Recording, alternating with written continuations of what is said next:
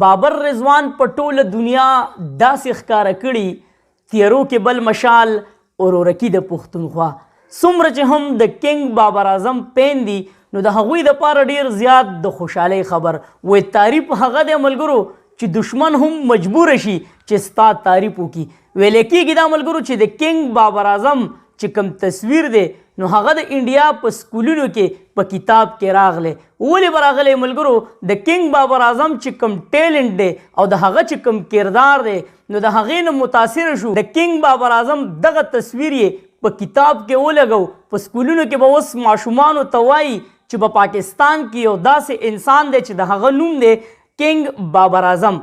د هغه ټیلنټ د هغه کردار د پاکستان د ټیم دپاره او د پاکستان د دې خاورې دپاره ماشومان به اوس د هغه د کردار نه انډیا والا متاثره کوي. خو د افسوس خبره دا ده ملګرو چې کله دلته په کنګ بابر اعظم باندې تنقید وشي نو داسې خلک پکې شته دی چې هغوی هم راوچت شي چې آو په کنګ بابر اعظم کې دا غلطیانې دي. افسوس دا دی ملګرو چې همدغه کرکټران کوم چې ریټایرډ شوي دي نو د کنګ بابر اعظم دغه چې کوم تعریف دی نو هغوی نشي برداشت کولی او هغوی هم داسې لفظونه راوړي مخې ته چې هغه د اورېدو نه وي. خو نن به ملګرو هغې خلکو ته هم جواب میلاو شوی وي چې کنګ بابر اعظم څوک دی او د هغه ټیلنټ څومره دی.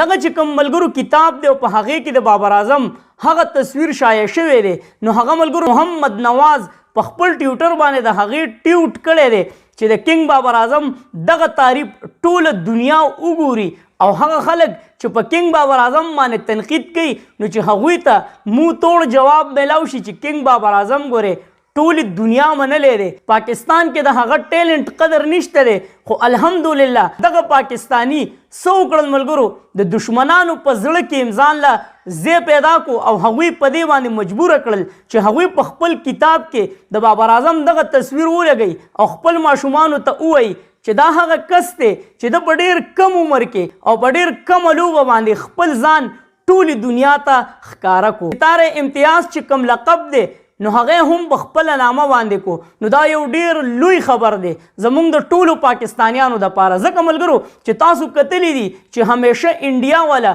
زموږ د بدنامۍ کوشش کوي. همیشه انډیا والا هغه الفاظ راوړي چې موږ پاکستانیان پې سوځئ او بیا ملګرو کله چې د کرکټ میچ وي نو تاسو کتلی شئ چې داسې قسم تنقید زموږ په پاکستانیانو کرکټرانو باندې روان وي چې هغه زموږ د پاکستانیانو د برداشت نه بهر وي. نو دا د ټولو پاکستانیانو د پاره یو ډیره د فخر او ډیره د خوشحالۍ خبره ده چې د کنګ بابر اعظم د پاکستان د دغه کلاړي واحد کنګ بابر اعظم دی ملګرو چې انډیا والا ته متاثره شو او هغوی په خپل کتاب کې د کنګ بابر اعظم دغه تصویر ولګو او ماشومانو ته به اوس وایي چې د کنګ بابر اعظم دغه ټیلنټ تاسو وګورئ او تاسو هم په ځان کې دغه شانته ټیلنټ واچوئ. دا ویډیو دومره شیر کوي ملګرو چې په هر طرف باندې څنګه چې انډیا والا د کنګ بابر اعظم دغه تصویر شایع کړو نو ټولې دنیا ته ورسوئ چې کنګ بابر اعظم کنګ دی او ټولې دنیا منلی دی. که په پاکستان کې څه کسانو ونه مني نو هیڅ اثر نه پرې باسي. څنګه چې شعیب اختر یو څو ورځې مخکې بیان ورکو چې یاره د انګلیش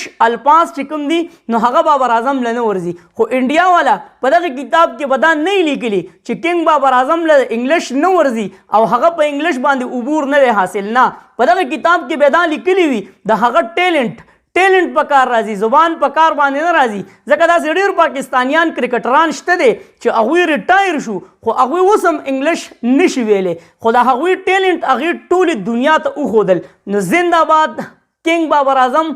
الله جل شانه دی تاله نورم عزت درکړي چې تا د پاکستان د دغې خاورې عزت په ټوله دنیا باندې روښانه کو. ویډیو به نن شیر کوئ ځکه ملګرو چې زموږ دشمنان هم زموږ د پاکستانی کرکټر بابر اعظم په تعریف باندې مجبوره شو. یو ځلې بیا ټولو پاکستانیانو ته دغه د خوشحالۍ خبر ډېر زیات مبارک. یو ښکلی غوندې کمنټس د چا دپاره د کنګ بابر اعظم دپاره زموږ سره لازمي شریک کړئ. چېرته مې الله خاد آباد او خوشحاله ساته. اخر کې یو آواز پاکستان زنده آباد بابر اعظم زنده آباد. تل دې وي آباد دې وي زموږ وطن پاکستان دې وي او مسلمان دې وي. د لوی الله په امان.